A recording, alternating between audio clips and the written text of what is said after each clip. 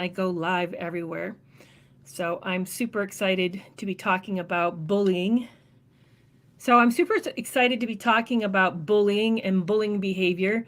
It's interesting because I don't typically think of narcissistic abuse as a type of bullying behavior, but essentially it is. In fact, we all know what the schoolyard bully is. We've probably, most of us have either seen it or we've encountered it personally. I actually went out and just did a search today of a definition of bullying, particularly adult bullying behavior, and it's defined as insults, public shaming, gossip, threats, constant criticism, ridiculing, jokes, and more. It's anytime someone makes you feel oppressed, belittled, threatened, humiliated, that's considered bullying. So I found that a fascinating description. In fact, when I got to interview Bill Eddy, and for those of you who don't know who Bill Eddy is, you need to know who Bill Eddy is because he is not only a prolific writer, but he is also a mediator, an attorney, and a social worker. So he's got all these hats. So he comes at looking at high conflict in a very unique way. In fact, I think he was like a social worker like for 15, 18 years, and he turned around and was attorney for another 18 years. And then he just really started working on high conflict divorces, which anyone who's tried to leave a narcissist, particularly if you've been married, you're very familiar with how terribly hard that is, how toxic, how they just sort of wrap us up into this bind, and essentially you feel like you're being extorted and abused all over again. So if you haven't heard the podcast interview with Bill Eddy, it just dropped yesterday on breaking free from narcissistic abuse. I highly recommend it. I just found him fascinating. But he has a new book out. His new book is called Our New World of Adult Bullies. He says that bullying behavior is on the rise. I think he said it actually occurred before social media, but he does say that social media has impacted it and worsened the situation. I know it doesn't take long. If you post any kind of content out there, or if you can express an opinion, you're going to be hit with bullies. It's nothing like being able to be anonymous behind some obscure profile with no profile picture, to be able just to sort of like unleash all your anger and hatred or angst towards the world. So, in fact, the last 3 weeks, 4 weeks, I have encountered a massive amount of bullying that, to be quite honest with you, to be really vulnerable, when I first published for those of you who are on Facebook and YouTube, you probably don't know this, but I have a 29-part series on TikTok called How I Met, Married, and Got Scammed by a Gold Digger, which is essentially a retelling of my story called Love You More. I actually published Love You More in February 14th in honor of Valentine's Day, 2022. So it's been out over 2 years, but I retold the story. There would be times I would go on to public media or back on my account on TikTok, and I would open up the number of likes or whatever, the engagement, and I would see hundreds. I'm not talking 10. I'm not even talking 50. I would get hundreds of comments. Like sometimes it would be like 300 comments. And I bet you that probably maybe a third of them or more would be really nasty comments. Really, in fact, some of the worst ones I just, because they were so painful and so insulting, I couldn't resist, and I published answers to some of those. But bullying behavior is common. It's become epidemic. So today, what I'm going to do in this live is I want to talk about the common myths, that there are 6 common myths to bullying. I want to dispel that, but I also then want to talk about the six things you should do if you're encountering bullying behavior. And if you guys are new to me, I'm super excited that you're here. I'm Dr. Kerry McAvoy. I am a retired psychologist, although I'm still licensed to practice, but I'm a retired psychologist these days, and I've had over 20 years of counseling experience in private practice. And I know, yes, those of you who are like, you got into a toxic relationship and you have a PhD. Yes, abuse can happen to anyone at any point of your life. There's nothing that makes any of us immune to abuse. So I'm so thrilled that you're here. I appreciate the fact that we get to talk about bullies and bullying behavior. Oh, you like these earrings? Yeah, I got these on Etsy. I think there's a few left. I don't remember the name of the seller, but yeah, I love them too. Anyway, so what's my TikTok page? Well, you're on my TikTok page. If you're here in my live, you're on my page. So I'm just thrilled, Pamela, that you're here, that you're new to me. Yeah, just me. It happened to you too. I heard here that abuse happens to a lot of people in the helping field, that it's a common problem that those of us who are naturally empathic, naturally giving people, that toxic people kind of, we're the yin to their yang, although I don't want to be. I never intended to be, but I do think that they find us, our collaborative worldview, that's how I phrase it, the way in which we sort of see the good in other people and the good in life. I think they just see that as an opportunity. Frankly, they just see that as exploitable. And if you if you and they really critique you for that. I mean, they sort of have despise for you for that. So yeah, let's get into the bullying behavior. In fact, I was curious, if you listened to the interview with Bill Eddy that was on Breaking Free from Narcissistic Abuse, I point blank asked him, why did you call it bullying? And why didn't you just say that there were narcissists or antisocial personality disorders? Why delineate it that way? And he said because he felt that bullies and bullying behavior was more universal. So I'd be kind of curious to see if you agree. Do you think that the term bully or bullying is a more universally understood term? Is it less maybe of a trigger? Maybe it is not quite such it doesn't activate people as much, because when we get into narcissists, there are some people who just said, oh, there you go again. Jeez, is everybody a narcissist? Not everybody is. It's a rare condition. So is this a way for us to talk about the same behavior without triggering people, without kind of like bringing up the shackles? And he also said I thought this was a fascinating reason why he used the word bullies. He said it's also more easily identifiable. And I get that. I do get that. We know what it looks like. I mean, we know that kid on the playground who's pushing the other kid down, giving them a bloody nose. We know that kid who just cannot stop insulting and smearing and just really laying into some poor target. We really understand what that looks like, and maybe we ourselves have experienced it personally. But we often don't see that it happens in our life, that we may be married to a bully. I think that's really a shocking way to conceptualize this, that we can bring them into our life, and we can think that we've met somebody fabulous, and that we've essentially met somebody who's maybe from the moment we've met them has already started the betrayal process. That was an interesting. I went live this weekend on I think it was on Saturday. I went live, and just on TikTok, just because I didn't go live on TikTok last week, so I wanted to kind of like hang out with all of you. I missed you, but we got into betrayals, like how often betrayals are always thought as the big thing, like infidelity, but we often don't think about small betrayals, like the ones that lead up to the big ones, and I think bullies never have your back, not ever.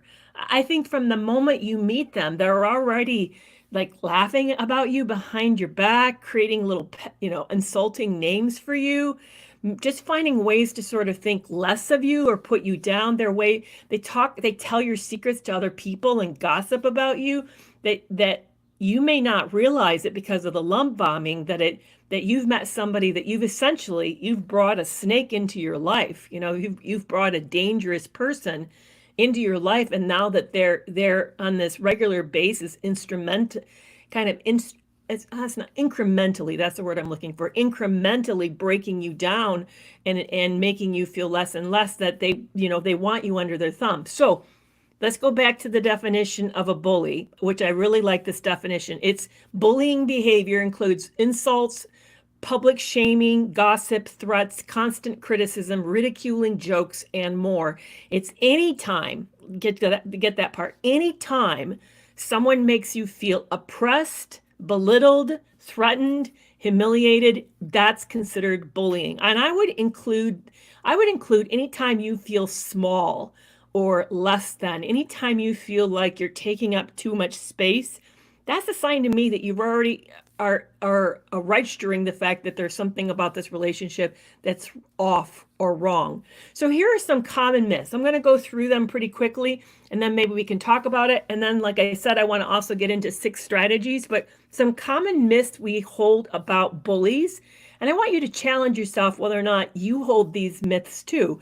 One is that we say it's a rite of passage, that it's just part of growing up. If you've heard this, you've heard somebody say, oh, it's just, that it's boys being boys, or, they'll outgrow it. That's actually not true. If you look at the research, you find that bullying behaviors often starts in childhood and they continue to be bullies right into adulthood. So this is not something that just is a phase. It's not just because of some insecurity or some stage of life. Exactly. It's who they are. We're essentially meeting a person who's a high conflict person. I got to hear Dr. Gregory Lester, who was part of the DSM-5 committee when it came to personality disorders and deciding like what went into that section of the diagnostic manual.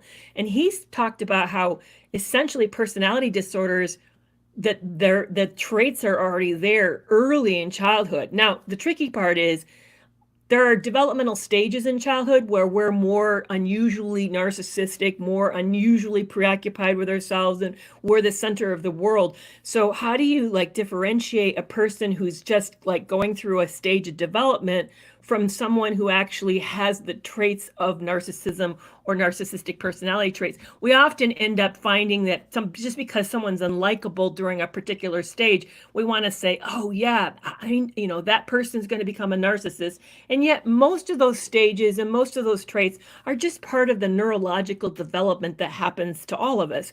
But if you see someone who has this propensity, this consistency of being threatening and oppressive, intimidating, someone who just really finds comfort, delight, unfortunately, sick delight in other people's pain, you may be spotting the early signs of these more permanent, difficult, high conflict traits that are going to persist through their life. So the first myth is, no, it is not rite of a passage. It's not part of growing up. And yet, Pamela, I would say bullies include, in fact, I asked Bill Eddy that question. Who does he include as a bully? He says mainly a lot of narcissists. He would say is definitely a bully. He said also anybody who had any of the type of cluster B personality traits. In fact, the thing he said in that interview, again, I highly recommend you guys go listen to this interview. It's both, you can see the video of it on YouTube. So if you want to actually see what he looks like and see how he talks and moves and stuff and watch it, it's on YouTube. But you can also go to any of your favorite podcast sites like iHeartRadio, Spotify, Apple, Amazon Music, it's everywhere. You can go to the podcast called Breaking Free from Narcissistic Abuse. But he said, this is what shocked me in that interview. He said that one of the most dangerous people is male borderline personality disorders. And he said, we don't talk about them. He said they used to be diagnosed as antisocial personality disorder, but there's a big portion of that group that actually is a male borderline personality disorder. I thought that was fascinating. And no, we don't talk about that segment of the population any more than we don't talk a lot about female narcissists either. But I would say that the male borderline personality disorder really doesn't get much discussion. And he said that they're the most dangerous, actually, that when you look at the rates of domestic violence, often it's done by a male borderline personality disorder. I thought that was news to me. I didn't know that. That was news to me. Okay, so the first myth is this is a rite of passage. No, it's not a rite of passage. The next thing we say, the next myth is that everybody outgrows bullying behavior, that once their mind develops, they become mature. In fact, by the way, did you know that the mind does not stop developing until you're in your late 20s? But we somehow have this belief that if we can help somebody get to their mid-late 20s, that they're going to see the error of their ways and they're going to become a better person, a nicer person. But no, that's not true. It is not something that we grow out of. It's not a rite of passage, and it's not something that just self-corrects because we somehow grow a conscience. That's what essentially what we're saying is that, oh, they don't have a conscience when they're little, but they just get a little older, then they'll develop a conscience and all of this will go away. No, it does not go away. Exactly, Mariel. You just hit it on the nail. It is vindictiveness, domineering, and intrusiveness. Exactly. I think you're almost quoting him, by the way, Mariel. I think those are the words that Bill Eddy used. Vindictive, domineering, and intrusive. That's a perfect description of bullying behavior. Okay, myth number 3, that what you do online doesn't count. That it doesn't, as long as you don't do it in public, in polite society, then whatever you do privately is fine because nobody gets hurt. I'm sorry. In fact, here's something I used to think, and I don't know why I thought it. I'm kind of telling on myself. I used to think that if like some kind of like movie or book or some kind of like work of art somebody did, it's almost like it was anonymously created. There was like no person behind it. As if it stood on its own and exists outside of a relationship with a context of a human. But that's not true. I mean, everything that we do is attached to a person, and a person has feelings, and what you say about that, whether you're writing an Amazon review or you're putting a comment on a video or you're leaving a critique, for some product, somebody spent an enormous amount of time, money, energy, and of their self investing in making that. And you're affecting them. You are literally affecting them. And at times, I hate to say this, but it can really drive somebody to a really dark place based upon what you say. That first week when I posted the 29 series, and I know anybody who has any traits of narcissism who's hearing me say this, I know what your response is going to be. But I cried several times that week. I actually sobbed. I had to reach out for support and have a few people talk to me and help me get perspective on the kind of negative feedback I was getting. Now, the hurtful people, the nasty people would say, well, that's the risk you get for putting it out there. If you didn't want that kind of response, then you should have taken that kind of risk. Well, okay, that means nobody should ever take any kind of risk anywhere around anything. And here's the other thing. Nothing really worthwhile nothing worthwhile. Most things worthwhile are done from a very vulnerable standpoint. You have to take a big risk to do something big, Now, was that a big thing that I did? I'm not saying that. I'm not saying that 29-part series is a big thing, but I'm just saying that most stuff that's super important, in fact, ask people why they don't write or publish anything, and it's because they're terrified of having somebody critique it, because because it's you're in that work. So please be aware of that what we do counts everywhere, all the time. And that if we're being mean, or we can't just resist weighing in and being critical about something, I think that should be a good mirror that forces us to ask ourselves why. What is this video triggering in on us? For example, the 29-part series, people were like so angry at my vulnerability. Like, why do you not understand? This guy is so toxic. Why do you not understand? He didn't love you. He's never loved you. Why would you take risk with him over and over and over and over with him? Well, for one, I understand then that you don't know what a trauma bond is, and you've not personally experienced cognitive dissonance to know the intense confusion victims feel in these relationships. And it also makes me suspicious about whether or not you've been in a really committed relationship, because we stick things out. When you make a vow to somebody till life, till death do us part, for some of us that we mean that. We didn't just say that. As long as I'm like not in conflict here, and as long as I'm like you enough, then I'm going to stay with this. No, some of us actually mean we're going to do the long haul. And that anyway, that's a whole nother discussion. But Yeah, it does force. I think those are moments when we have big reactions to something that we don't resonate with or really upsets us or we strongly disagree. I think those are moments that we have to ask ourselves, why does that bother you? Why does my vulnerability bother you, or somebody else's vulnerability? Why does someone's behavior disturb you? And then use that as a way to kind of understand yourself better. Maybe it's not so much that person needs to understand them better. Maybe it's that it's a reflection we need to understand ourselves better.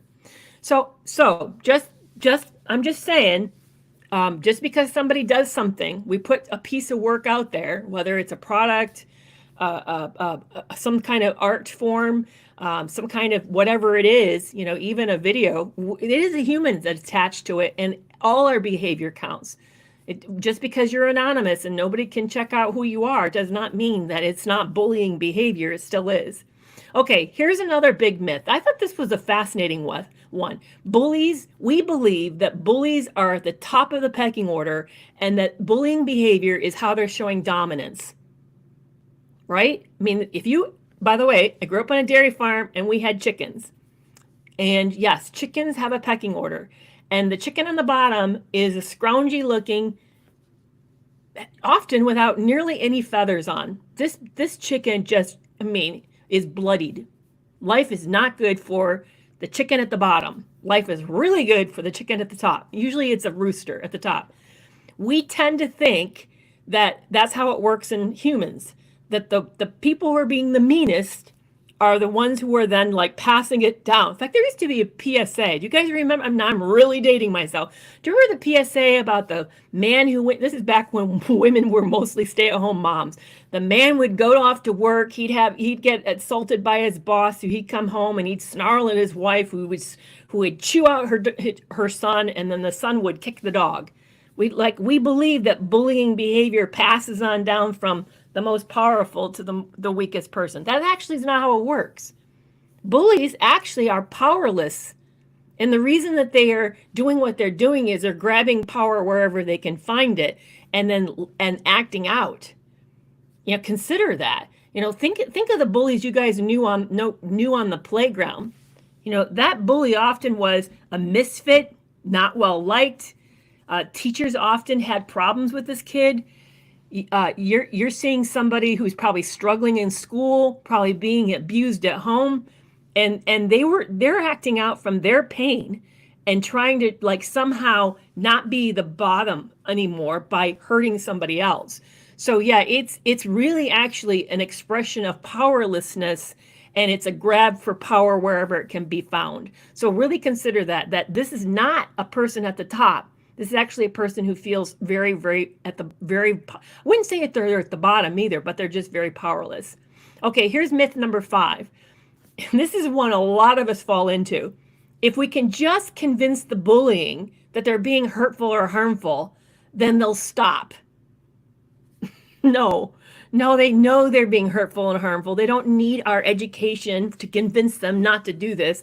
They already know this is bad behavior. They're doing it just because. So that's why we don't do more to stop it, is that we start to feel sorry for them. And you know what? They want our sympathy. We're actually playing into their hand when we do that. So we need to stop that assumption. I know somebody just even said it, hurt people. No, they're actually not necessarily that hurt, and they're enjoying the hurt. This is a person who's just trying to get even. This is an act of revenge. So that's number 5. And number 6, and they hurt people because they don't, this is back to this hurt people comment. They hurt people who they don't know. They hurt people, but they don't know they're hurting people. Well, this is they love the sympathy, because why we do that. We say that we're essentially qualifying their behavior. And there's no qualification for bullying behavior. It's always wrong, no matter what. We should not allow it, even if they are hurt, which I'm not saying they're not hurt, but that doesn't mean that you get to hurt other people just because you're hurt. We don't get to get off like that. That's not fair. It's not the way the world works. Okay, so those are the 6 myths that we believe. I'm going to rattle through them really, really quick. It's a rite of passage. We grow out of it. What we do online doesn't count. It's the expression of those who have a top power. It's a hierarchical kind of pecking order, and they're top dog. No, that's not true. That if we could just get them to understand what they're doing, they would stop. And it's because they don't know they're hurting people is why they do it. No, all of that is wrong. Okay, so what should we do if we're in a relationship or around somebody? And here's the other one. I didn't add this as a myth. We think that it's done by anonymous bullies, that people who really love us and care about us aren't bullies in our life. No, it can be anybody and everybody. It can be, often it is the one that's closest to us that's very, very hurtful. So really be careful about that. So what should we do if we have a bully in our life?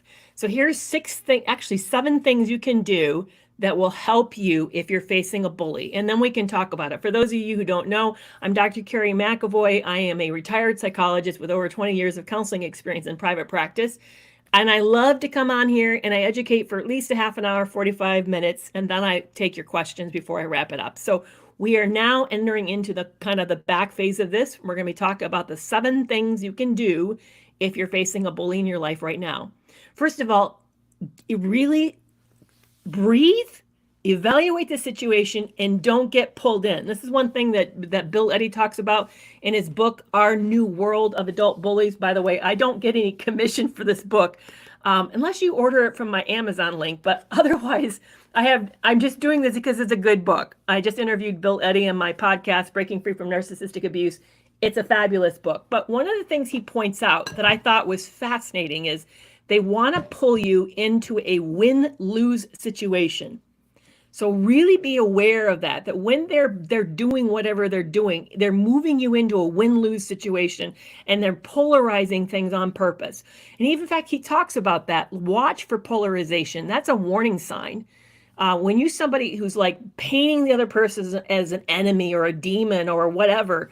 I remember years ago that there was this idea that if one political power won the office, some office, then the other political group, that everybody then was going to be eating dog food. Like, come on. And, I've been around this world for long enough to know I've never seen anybody, because of a political person being put in office, forced to eat dog food. So just really watch for that kind of like polarizing, threatening, doomsday, Chicken Little kind of talk. When we hear that, that's a signal that we're hearing, we're experiencing or being around bullying behavior.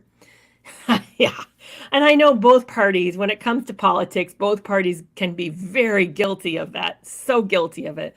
Yeah, I caught a bit of an advertisement today for one of the political powers, and I like, geez. So just become really careful about that. Don't get pulled into those win-lose situations. Okay, number 2, reject the intimidation or the criticism. I know this is super hard to do. I told you I'd come on and find hundreds of comments, people were saying things to me like, Brad, my late husband, must be rolling in his grave that I would marry somebody like Caesar. Or my boys must be so ashamed of me. I had somebody when I was getting ready to publish this book who knew me. This woman knew me. And she said, Kerry, I would change the name on Love You More because you're going to humiliate your sons.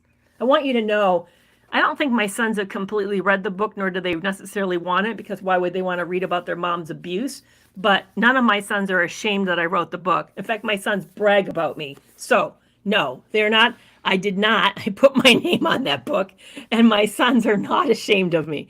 But be really, really mindful of the way in which people try to intimidate us and criticize us. And what you're seeing then is you're seeing a reflection of them and their powerlessness. They don't have the courage that you do. They can't take the risks that you're taking. This is a reflection on their fear, not on yours. So when you hear, oh, you're going to die alone with cats. No, that's that person's fear. They're afraid they're going to die alone with cats. Or when they say, you're an idiot for taking a chance on love. No, you are brave. That's one of the most courageous things you could ever do, is to take a chance on love and believe that love is possible. When you share your story in a super vulnerable way and they put you down, that's their fear, because they could never share the things that you're sharing. They could never have taken the risks that you've taken. Someone just asked me, is gray rock the right method to use?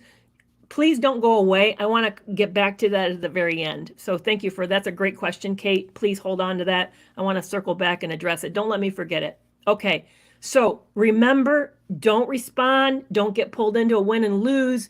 Be careful. Reject the criticism that they're trying to lob at you.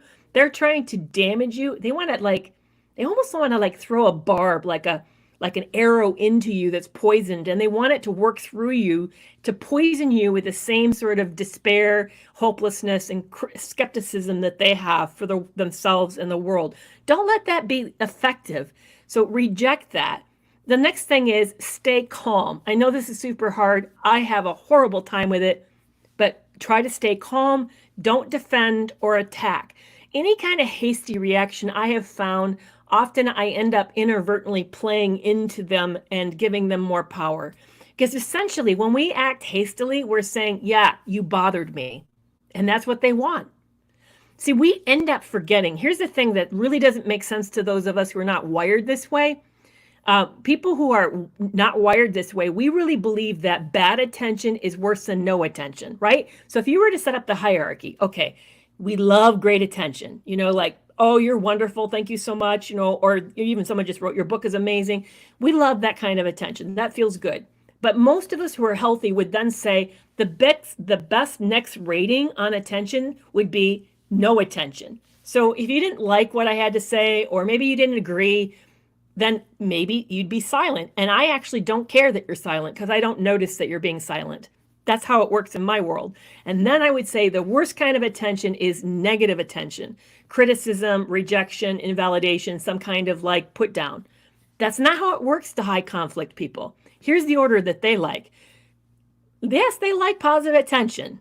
Some of them, however, actually like negative attention better than positive attention because they get off on knowing that they've really spun you up. And they want to get into that tit for tat thing. They want to stir it into a big conflict because that's a lot of fun because they do this a lot and they're very masterful at it. And they're very good at really knowing how to deliver so that it hurts, very, very, very much hurts. So be careful that there are people that negative attention is the best form of attention, but not all of them. Some of them still would prefer positive attention, but negative attention is next. It's not last, it's next. So when we do that, we've inadvertently played into their hand, giving them the very thing that they want. So be really slow to reacting. Your best defense is to not defend and not attack, because then when you do that, you've inadvertently said, yes, that bothers me, and that gives them power over you. Now they know something about you. You've revealed a vulnerability. You revealed that it stirred you up, and now they know that it works, and they will make a mental note and know that this is a really effective place to get you. So the best way is don't reveal any of that. I grew up in a home that had antisocial personality disorders in my extended family. So I unfortunately had the misfortune of having to learn how to be around them. I learned really early that your best defense is to be absolutely silent. Don't give in, don't reveal anything, don't reveal vulnerability, don't reveal weakness, because if you do, then you've given them a way to really hook you and to hurt you. Like right now, I have somebody right now who joined me on TikTok. This was perfect timing. I love this. She says, Kerry McAvoy sounds like a narcissist. So yeah, be very careful about that. When we react and that hurts, which it doesn't hurt, I think that's hilarious, then they know that they have power over you. So be really, really mindful and don't defend or attack. Okay, number 4, limit their access to you. Avoid hanging out with them. Block their online accounts. There's no reason you need to associate with them. Now, some of you are going to tell me, but I'm talking about somebody I'm married or a family member, or maybe you're at work and this is a boss. I know that happened with my late sister. One of the last jobs she had a boss that was horrible. This guy was very narcissistic, very, very antagonistic. He had decided he had a thing for her, had it out for her, and he was just making her life miserable. So I know that sometimes we can't avoid these people because we work with these people. And my point number 5 is some advice for you on that. But when it comes to social circles, like if it's a neighborhood association and it's one of your neighbors down the road, Maybe you just stop attending the meetings and sending in your input written. Maybe there's other ways for you to kind of get around this, that you don't have to have direct contact with that person so that they have these opportunities to really stir you up and to wind you up. So be mindful of the ways that you can limit their access. Number 5, if it's work, check your work's anti-harassment policies and then find the procedures to report the behavior. Here's one of the things that happened to me years ago, way back. When I was at graduate school, I got assigned to an internship. It was a part-time internship, and I had to complete it to complete the graduate expectation. It was like a requirement. I had to do this. And I was assigned to a community mental health, a mental health community center. And I was assigned to a particular mentor. So this woman was my supervisor. I started working with her, and I discovered really quickly that she was paranoid. She had delusional beliefs, and that she believed that the clinic, the agency, was against her. And she wanted to sort of like separate me from the group and train me kind of her way off campus. It was really weird. So the first thing that I did was I contacted her previous year's intern to find out what their experience was like. What I learned was shocking. I found out that intern had the same bad experience and found it so toxic that she actually fled the program and left her graduate program unfinished. So she just quit. So then what I did was I contacted my school, the graduate program, and said, listen, I just spoke to the previous year's internship, and this has been my experience with this mentor. I don't know what to do. And last year's student left your program because of it and had the same bad experience. The school was horrified because they, first of all, don't want to lose their student body over an internship. So they then stepped in and represented me and talked to the internship for me on my behalf and said I had to be placed with another mentor and that I never needed to see that mentor again. And I didn't. They just immediately severed the relationship and then put distance between me and this woman. So I would advise you to do that. Don't just think that everybody's against you. I know it gets really scary. For me, that was like one of those make it or break it situations where if it went wrong, it could go really wrong for me. But find out what you can, get the history of the situation, do a little bit of digging and finding out more about it. Find out how your company handles these types of situations. Is it trustworthy? Maybe you need legal advice or a mediator to step in to help you, but get more information. The next thing I want you to do is, if you're in a situation like that, is build support. In fact, online, I liked it. There was an article that I read. It said, build a posse. Think about that. Think about the Wild West. When they had an outlaw, somebody really dangerous, they would gather a group of men, and then those group of men would go together to catch whoever was up to this no good thing. And the more men there were, then the more power that group had. So consider the fact, don't go into this alone. Find other people who've experienced sort of the similar thing that you have, and go in as a group, because then you have way more credentials, credibility, and also power in your behalf. And here's the other final one that this is something that Bill Eddy talks about in his book, Our New World of Adult Bullies, is that set firm limits with real consequences. Set firm limits with real consequences. So that's so important. It can't just say, you need something with teeth on it. And I know it gets really tough, especially I'm thinking like post-separation abuse. By the way, I highly recommend you becoming a subscriber to hear Bill Eddy's advice, because I had a second interview with him that's exclusive for the weekly newsletter. So it's $5 a month. You get 5 exclusive interviews. And this week's interview, he actually gives advice like, how do you actually enforce that, like legally? How do you enforce that? Because one of my club members in the Toxic Free Relationship Club, her partner has been dragging her divorce forever, and she's being billed over and over with these small kind of nuisance bills that really adds up to be a lot of money. How do you stop that when they just keep like dragging it on?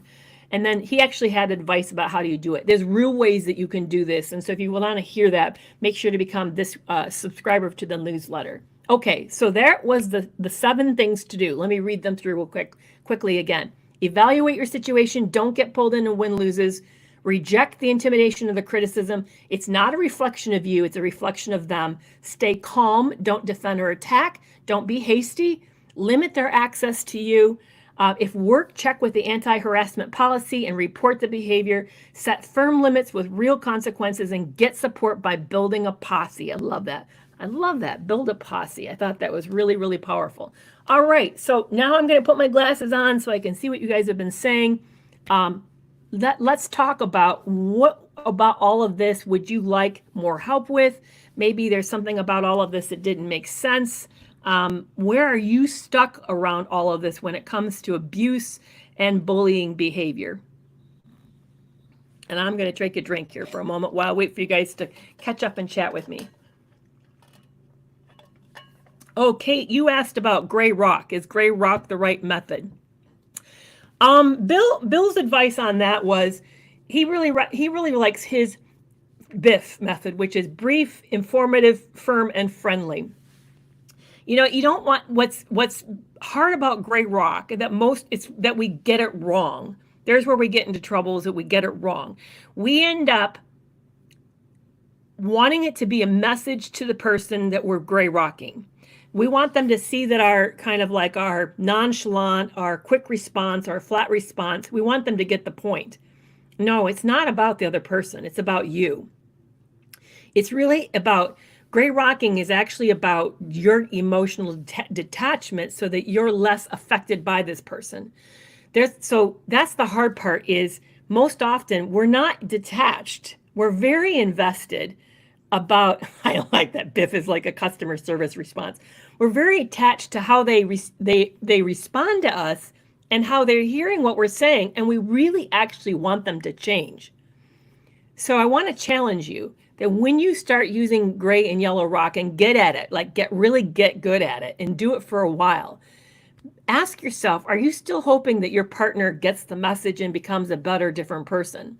Because if you are, then you're doing it for the wrong reasons. You're really actually trying to model good behavior, or you're being vindictive, or you're being punitive. And it's not effective when it does that. So, okay, so that's a great question. So Kate just asked, so how do you do it without being a doormat? Well, let's talk about what is doormat behavior. Sorry, I have to do this because I don't know why TikTok filters all these comments. Doormat behavior, when we say that, we're essentially saying we're allowing them to continue to be abusive to us, right? Isn't that what I would say is doormat behavior? So we're sort of like saying, okay, you can do whatever you want. have no reaction and it's not affecting me. Well, here's the thing. When we react, like even with anger or snarkiness or passive aggressiveness or guilt or whatever we do to kind of react back, we're essentially saying, you got me. You got under my skin and you're bothering me.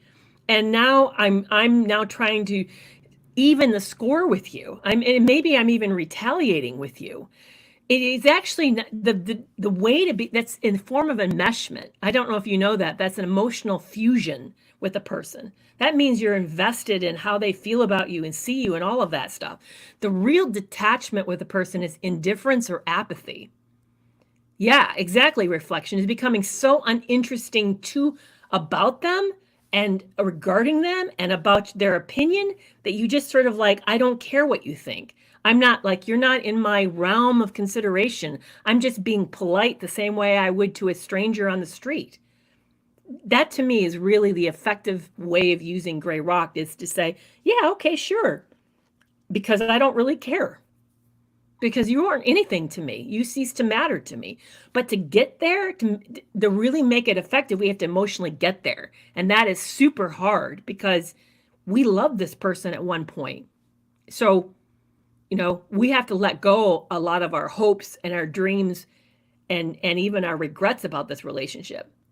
Yeah, so Cook with Pam, if you have something, please I'll try to watch for it and string together what you're writing, because I know you have so few characters that you can share in this. But yeah, when they stonewall, that's the reason stonewalling is effective is because you care.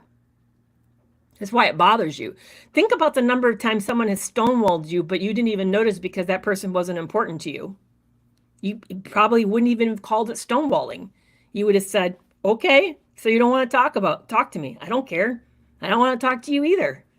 So see, the reason this has power is because we have skin in the game. I once heard this saying and it really hit me hard and it actually grieved me deeply because I was in that toxic relationship and I loved him. I really still loved him. It said the person who's the most invested in the relationship has the least power. The person who has, let me say it again, the person with the most investment in this relationship has the least power. So if you care, you have essentially then have been invested. You're still invested and they still have power over you. So part of the way in which we get better with these bullying behaviors or these toxic, pathological love relationships is that we have to get to the position of saying, this person doesn't care enough about me to care for me in a way it leaves me feeling safe. And because I don't feel safe, and because this person's not really taking equal risks and has my back, I have to emotionally pull back and pull out.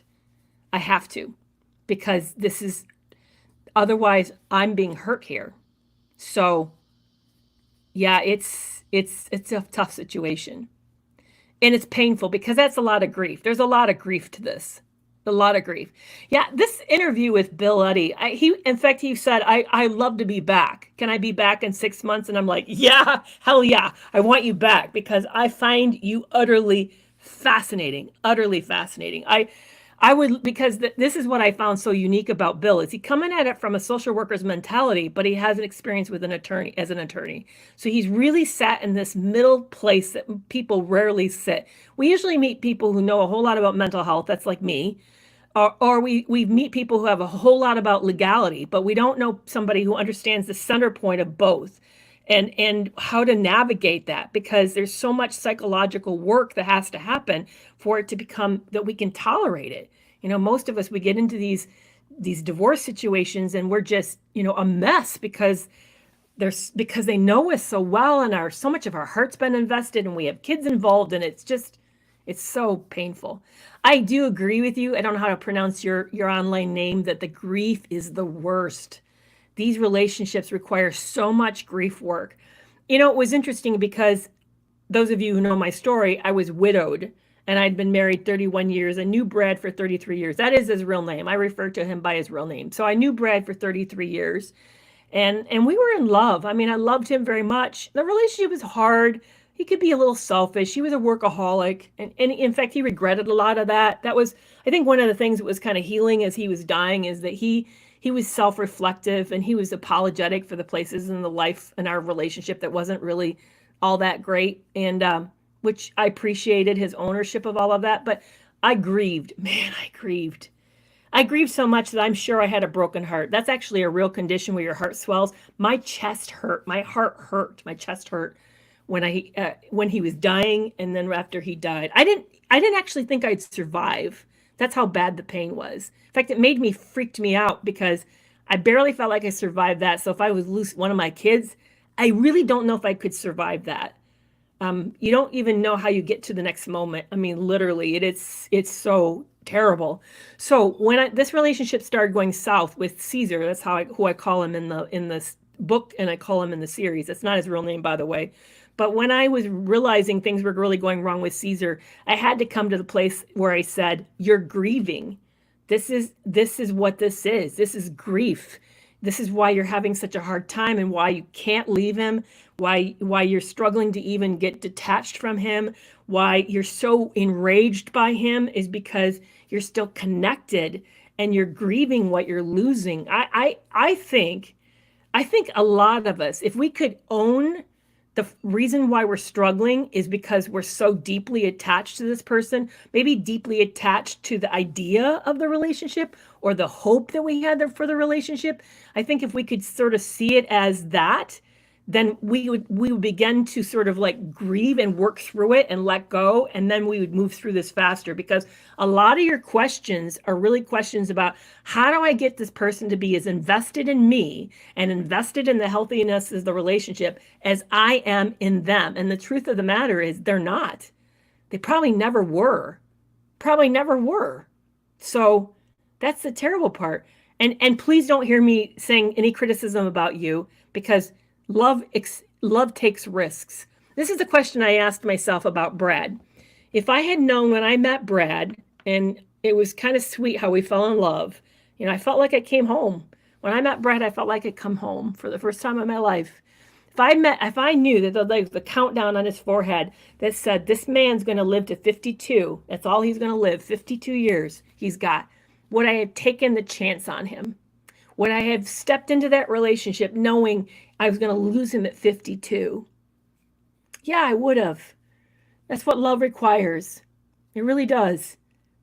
So you falling in love with the toxic person, that wasn't stupid on you. That was heroic. That was courageous. That was bold. That was really brave of you. It wasn't stupid. It was vulnerable. And I applaud you for that. Now, did they deserve it? No, probably not. But you didn't know that because they faked it. They faked you out. They made you think that you met somebody that you didn't really actually meet. And it was only when you got into the relationship, like, sorry, I really just want what you can bring. I don't want you. I just want what you could bring. In the case for me, it was money. This guy, somebody asked me just recently, how can a sex addict not have wanted sex with you? Why was he still acting out all over the place? Because he was never in it with me, ever. He was in it because he knew I had life insurance policy. So please be aware of that there are people who can't come up to you and say, hey, I'm resentful of the fact that you have a life the way you have it. I really want something that you have, whether it's your looks, your influence, or say that I'm with you, or I want the money that you have, or I want the way that you live, or I want your family, or something.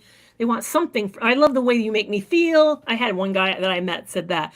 I have never met a woman that makes me feel the way that you make me feel. See, at the time, I still wasn't healed enough to know, run. I did run from him, but not for that reason. But I should. When you hear somebody who identifies something that you're going to bring to them, then this is the person who's not loving you for you. But see, we don't know that when we meet them. We really don't know that. So there was nothing wrong with you falling in love. In fact, the only way you're going to have a meaningful, rich life is you have to take chances.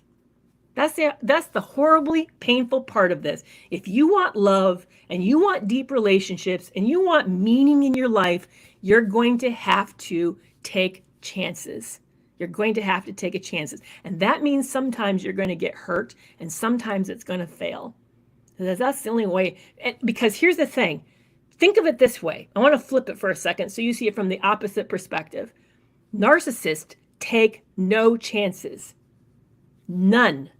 They will never let you know who they are, and they will never fall for you because they take no chances. Do you really want that kind of life? That's, yeesh. Talk about emptiness. That's misery. I don't want that. So you want to be healthy? We have to take chances. Okay, so Cook with Pam, you just sent me a whole bunch. Let me see if I can go through this and follow your story. Okay, so a friend told me something that happened 3 years ago that really offended me and hurt my feelings. I wonder why she'd say something so mean about my body odor and perfume. Her husband was dying of brain cancer. And where's the next part? I escaped my narcissistic daughter, left my 3-year-old granddaughter behind, and moved across the country. After 3.5 years, I got really good at spotting a narcissist a million miles away. Yeah, I don't know why your friend would say what they did. That's really bizarre. I do know this. Here's the thing that toxic people are insanely good at. They have a predatory perspective of the world, and this predatory perspective allows them to spot vulnerability and to know what really matters to us, and those are the things they're going to attack. So for example, I happen to be, because of my history, I happen to be really sensitive about my body image. I struggle with that. And my ex knows that I struggle with that, so he made sure that was a thing that he affected. He made sure he never complimented me. I never heard that I looked nice or dressed up or anything. Never got a compliment on that. And I had with Brad. Brad was very good about that. Affirmations wasn't his thing, but he certainly was good about letting me know when he liked something. But maybe yours is cooking, Or maybe yours is just being a really good parent. Or maybe you're a sensitive person who just knows how to show up for people. But they're going to pick the thing that you do well, and but you also have a little bit of insecurities about that, and they're going to make sure to work that insecurity over. They're just going to be really very good at that. So why that person attacked you around those issues probably is because somehow either it's a projection of their fear, it's a highly intuitive guess about your concern, or it could be a reaction formation. So I don't really know, but it does really bother us that it happens. Okay, so C. Jensen, I'm seeing your question. He can't have the kids. I have 2 little ones to myself in 7 years, but somehow now he's always there. I take care of the kids. I'm struggling with the system of court, but he isn't allowed the kids. Yeah, I know you're trying to share something with me. I don't know if I'll see the whole thing or not. Oh, you're welcome. Cook with Pam. Nice to meet you, by the way. Very nice to meet you today. Yeah, so I'm trying to read through all the comments here. My license plate was stolen, but a year later I found it in my boyfriend's trunk. Why would he do that? It's bizarre okay, April, my mind is going at 1,000 miles a minute right now on your situation. My suspicion is that he did it because he wanted to pretend that it was your car that he was using, not his car. So he swapped it out so he could put it on his car so that if he got caught, it would look like it was you, not him. That's what my guess is. Yeah. I don't like thinking this way. I used to not think this way, but boy, today I do. I anticipate, there's some strategy. There is some strategy that is at work here that this person has up their sleeve. This is why he did what he did. So, and by the way, I'm using gendered language because it was a gendered situation. I do think women are just as capable. In fact, Bill Eddy shares a situation on his interview. He talked about how he'd met a really super attractive, charming woman who was taking care of an elderly man, and he found out after this woman split and left him with a bill that she'd also split and took money from the elderly man. So, yeah, I mean, they have no conscience, and they're willing to do whatever it takes to get ahead. I've got a couple more minutes here, and then I'm going to wrap it up today. We'll have been here for an hour. Any last questions you'd like to ask me today? The sad part is this. There are more than one ways to see the world. And it isn't necessarily, it's not necessarily that for the good of everybody. So be very, very careful about assuming that people have your best interest at heart because you have their best interest at heart. Most people don't. Too many people don't. So be really aware that bullying behavior can look in the beginning, bullies aren't hurtful, cruel people. They can look like very wonderful people. Okay, Natasha, you asked me if I saw your comment. I see you said I needed to hear that. Oh, thank you for that. Okay, here it is. I still find myself being suspicious of people's intention. Is there any exercise or anything I can do to work on that? Why do you think that's a problem? Maybe it's not a problem. Maybe it's you becoming more self-protective. I view things like a social skyscraper, is what I call it. I view things like a skyscraper. There's the lobby that everybody gets to wander through, and the penthouse only almost nobody gets to visit. And then we have to incrementally work our way, you have to work your way up to get to know more and more about me. I don't necessarily give you a lot of information about me unless I decide I want you to know. So I'm not for sure that's a bad way to approach the world. I think that actually is quite wise. People have to earn the right to know who you are. I know, this is what I've noticed as I really watch victims and listen to you guys talk and watch how I feel. When we are used to giving people open trust just because they're part of humanity, to not do that feels like paranoia, but it's not. It's cautiousness. Paranoia actually is, I'm a mental health worker, I'm a psychologist, so I've worked around paranoia. Paranoia is to see everything negatively all the time. I suspected you felt paranoid. It's to anticipate everybody's motive, even good motives, as having a bad motive. So for example, Natasha, in your case, if someone that you know and love and you've trusted does something good, are you naturally asking yourself what's in it for them? Probably not.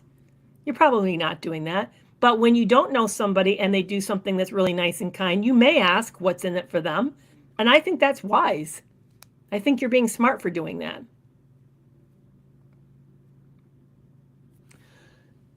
Okay. I don't know what, Kate, what's being talked about here on the group? Is it about me or something else? Yeah. If you have a question on court matters, I highly recommend Angela, a Family Court Corner on TikTok. I would recommend that. That's really, I'm not live on Instagram. I am live on YouTube and Facebook. I don't go live on Instagram these days. For one, I never got much of an audience there, but also just because it's hard to pull that many off with platforms with different sizes. So a lot of them are like, YouTube and TikTok on Facebook want the landscape, and then TikTok and Instagram want portrait, and it just gets really, really tricky. Can I see your question? Okay, well, let me go back and see if I can find that TFFF. Okay, what to do when a bully is a family's golden child and this person creates chaos for everybody, but the parents won't acknowledge it. I've had some family drama this past weekend. Here's some hard, point blunt advice. First of all, don't stop expecting your family or your parents to acknowledge it. They're not going to. This person is your parents' golden child, so they really need to see that person as all that. And that would be kind of a relinquishing of their idealization of this person, and they're really not ready to relinquish it. They may never relinquish it. I would just stop trying to have that happen. What I would do is think about what you're going to do to reduce the chaos for you and to really limit that person's ability to make your life miserable. So this is what I did. There was somebody in my extended family that was a bit of a bully and not a very fun person to be around, and kind of made things unpleasant. And yet nobody would turn on this person. Everybody around the family kowtowed and really gave in. What I learned to do is I stopped going to the events that this person was at, and I stopped making that being around that person a big deal. I pulled back and became uninvested. That's the way that I tried to manage it. Okay, your husband is the fix-it kid. Yeah. So the challenge is really with you and your husband, and that is how the two of you to just sort of back out and let this be what it is. And that the fact that that you guys have to protect yourself. That may mean that you go to family events and you have a timer that you're going to only stay for a certain amount of time, or you're going to only stay until something happens, or whatever it is. But you guys have a plan. You go in with a plan of action to protect yourself, but that you don't go in and try to rescue the family. Because here's what happens. You actually activate that drama triangle. Have you ever seen it, where there's a persecutor, the savior, and the victim? So when you ever go in and you try to save a victim, then the persecutor, everybody swaps position, and then they see you as the persecutor for doing that. So you become the bad guy for trying to save things. So don't step into it at all. Just avoid it altogether by focusing on what you could do to protect yourself. Yeah, exactly. That triangle gets activated, and it is a very nasty triangle. You're welcome. So Tammy, I agree. So paranoia, let me revisit that, and then I'm going to wrap it up today. Paranoia is to see everything from the vision of suspicion, that you don't even trust the people close to you. You're sure they're up to something. So everybody's bad. There's nobody good in your life. Whereas normal skepticism or realism is to say, you know what, if a person isn't close to me and they don't have reasons to be nice to me, why are they being charming and nice? I'm going to be cautious here and let this play out and see what some ulterior motives are going on. And to view relationships sort of like a dance step. You take a dance step, they take a step, you take a step, they take a step, but there needs to be reciprocity. There needs to be the same kind of vulnerability. And watch for anything that feels scripted. Toxic people, when they love bomb, often have a story they tell, and the way they kind of lay that story out, there's something about it that feels wrong. It doesn't feel like it's hard. They're not acting traumatized about it.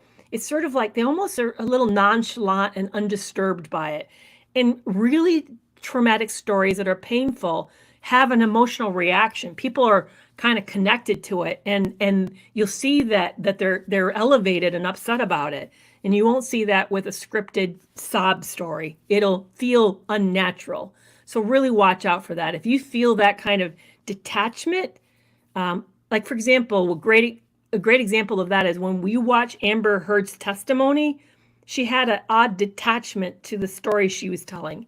Now, you could say she practiced a lot. Maybe that was the case, but that weird disconnection, that's a warning that this person is not really telling you something vulnerable, because if you're truly sharing something from the heart, you would be distressed, and they don't act distressed. All right, you guys, this was really wonderful to hang out with you. I'm going to jump over and join my club for our weekly group live. If you would like some support, consider becoming either a community member for $15 a month and get online chat, or become a group member, a club member, by joining our weekly lives. We meet once a week. We also do book club together. So it's a really great group of people. But I will see you guys next week. Next week, we're going to talk about, just to give you a preview, we're going to be talking about what to do when we don't even know we're being abused. Sometimes we don't know. We kind of just think that all relationships are not easy, and we miss the fact that it's abusive. So let's talk about what is really abuse, how to recognize it, what should we expect in relationships. I know it's kind of like a strange, from bullying to maybe I'm not being abused, but a lot of us are acclimated to think that just people being people, not nice people, is normal. It's not normal. It's not the way we should live. All right, you guys, take super good care. I will see you next week. Until next Tuesday. Bye-bye.